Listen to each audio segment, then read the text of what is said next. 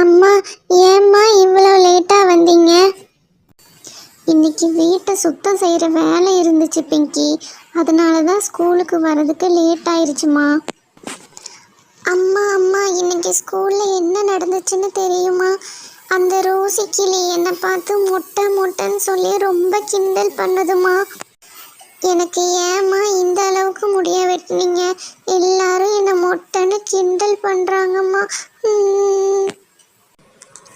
உன்னோட தலையில் இனிமேல் டெய்லி ஒரு ரோஜா பூவை வச்சுட்டு வா, சரியா? அப்போ உன் தலையை பார்க்க முட்டை மாதிரி தெரியாது, அழகாக இருப்ப, சரியா?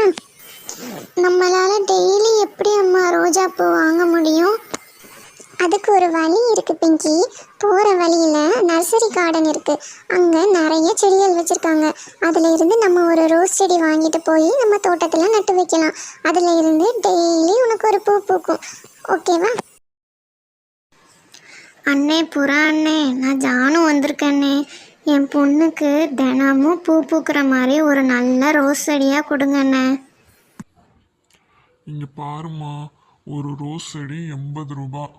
டெய்லி பூ பூக்கும், தினமும் தலையில் பூ வச்சுட்டு போகலாம். சரி கொடுங்கண்ணே. இங்கே பாரு பிங்கி, இனிமேல் உனக்கு ஹாப்பி தானே?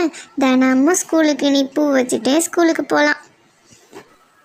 அம்மா, எனக்கு ரொம்ப சந்தோஷமாக இருக்குமா. இனிமேல் யாருமே என்னை மொட்டைன்னு கூப்பிட மாட்டாங்கம்மா.